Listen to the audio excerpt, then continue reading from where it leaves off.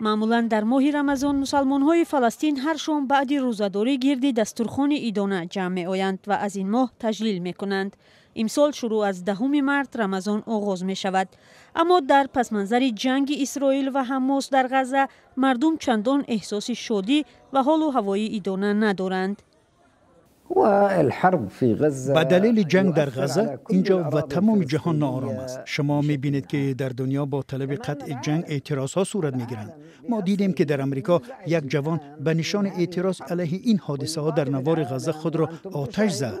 ما امید داریم که مخصوصاً در رمضان آتش بس صورت می‌گیرد. مسجد الاقصی در بیت المقدس پس از مکه و مدینه سیومین مکان مقدس مسلمانان است. صدها هزار فلسطینی در ماه رمضان برای نمازگزاری به اینجا می آیند. مسجد الاقصی با اعتقاد اسلامی دینی آدمان پیوست است. آدمان برای آن به اینجا میآیند که ثواب نماز در الاقصی بیشتر از جایهای دیگر است. شما در پیش خدا چون مسلمان سرسپرده اعتراف میشوید و جایزه آن نیز بیشتر خواهد بود.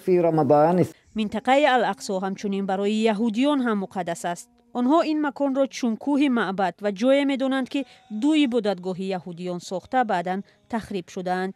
الاقصی بارها شاهد درگیری‌های شدید بین فلسطینی‌ها و سربازان اسرائیلی و همچنین حمله فلسطینی‌ها بر نمازگزاران یهودی شده است.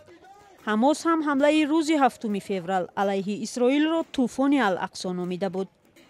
وزیر امنیت ملی اسرائیل دعوت کرد که در رمضان به شمار محدود فلسطینی‌ها اجازه ورود به الاقصی داده شود.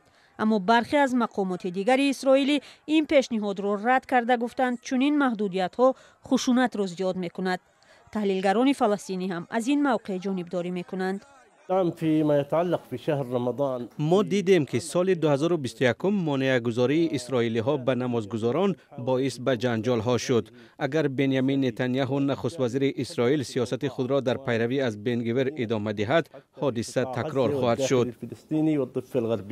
ساکنان اطراف الاقصی میگویند با وجود نگرانی ها از ناامنی ماه رمضان را بی‌صبرانه انتظارند. ما یگان مشکل نمیخواهیم که کسی کشته یا زخمی شود. فقط میخواهم که در رمضان آرامی داشته باشم. من در الاقصی به دو سبب نماز میخوانم. اول به خاطر ارج از خداوند. هر یک نماز در اینجا در نزد خدا برابر به 500 نماز دانسته می شود. دوم اینکه حضور ما در الاقصی بسیار مهم است. اگر من نروم کسی دیگر نرود الاقصی خالی میماند و آنها اینجا را از خود میکنند. اسرائیل حتی در ماه رمضان با بهانه ناامنی به جوانان مسلمان اجازه نمیدهد که در الاقصی نماز گذارند. پلیس گفته است احتمال شمار فلسطینی‌های کرانه غربی را که اجازه ورود به بیت المقدس را دارند در این دوره حساس محدود خواهد کرد.